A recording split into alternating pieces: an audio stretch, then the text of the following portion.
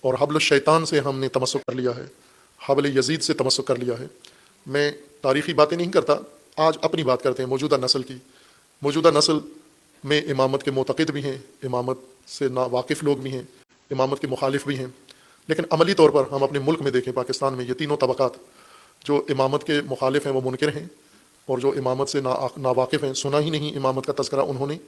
اور جو امامت کے معتقد ہیں، عملی طور پر اس 25 کروڑ آبادی میں تینوں طبقات رہ رہے ہیں، اور ان تینوں طبقات کی عملی زندگی دیکھیں بالکل یکساں ہے۔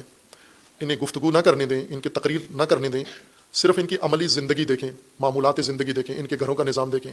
ان کی تہذیب دیکھیں، ان کی زبان دیکھیں، ان کی تعلیم دیکھیں، ان کا روزگار دیکھیں، ان کی معیشت دیکھیں، ان کی سیاست دیکھیں، ان کی عدالت دیکھیں، ان کے بچے دیکھیں، تو آپ کو کوئی فرق ان تینوں طبقات میں نظر نہیں آئے گا، بالکل یکساں ہیں۔ وہ جو تذکرہ امامت کرتے ہیں اور جو نہیں کرتے، عملی زندگی میں ایک جیسے ہیں،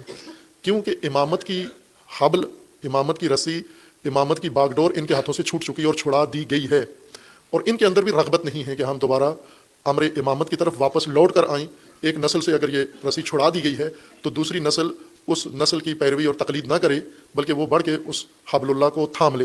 اور امامت سے متمسک ہو جائیں اور امامت سے جڑ جائیں اور امامت کے سائے میں زندگی گزاریں۔ یہ کام کسی نسل نے نہیں کیا، نہ اس کے علماء نے کیا ہے، سب کے سب اسی طرف ہے۔ چونکہ میوزیکل خوشی میں پیسہ بھی ہوتا ہے، فیسیں بھی ہوتی ہیں، لنگر بھی ہوتا ہے، عیش و عیاشی بھی ہوتی ہے، لہٰذا علماء بھی اسی طرح یہ دن سیلیبریٹ کرتے ہیں، اور باقی بھی۔ یہ تو پہلے میں نے عرض کیا تھا کہ دین میں سیلیبریشن کا کوئی تصور کسی جہت سے نہیں ہے۔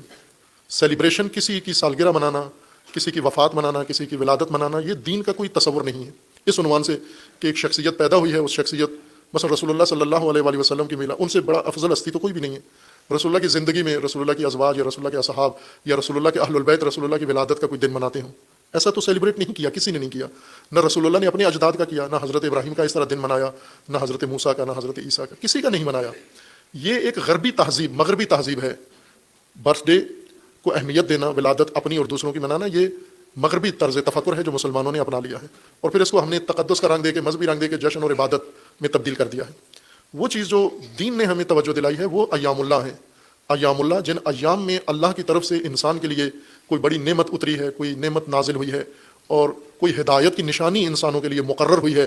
اس دن کو ایام اللہ کا عنوان دیا گیا ہے۔ اور ان ایام میں جیسے عید فطر یوم اللہ ہے،